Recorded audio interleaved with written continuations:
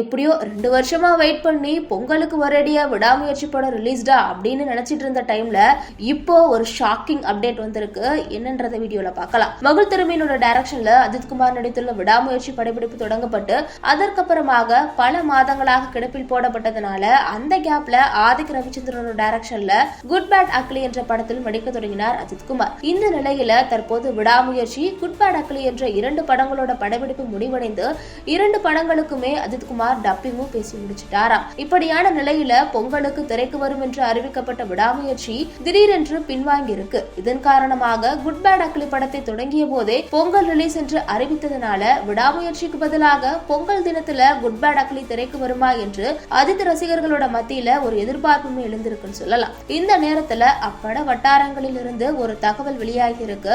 அதாவது good bad ugly படத்தோட இறுதிக்கட்ட பணிகள் தொடங்கப்பட்ட போதும் இன்னும் ஓரிரு தினங்கள் படப்பிடிப்பு நடக்க உள்ளது. அதனால ஏற்கனவே திட்டமிட்டபடி ஏப்ரல் மாதம் தமிழ் புத்தாண்டு தினத்துல தான் குட் பேட் அக்லி திரைக்கு வரும் அப்படின்னு சொல்லிட்டு இருக்காங்க. அதனால் பொங்கல் ரிலீஸில் இருந்து விடாமுயற்சி பின்வாங்கி விட்ட நிலையில அந்த இடத்தை குட் பேட் அக்லி படம் நிரப்புவதற்கு வாய்ப்பே இல்லை என்பதுதான் தெரிய வந்திருக்கு. இது பற்றி உங்களுடைய கருத்துக்களை கமெண்ட்ஸ்ல சொல்லுங்க.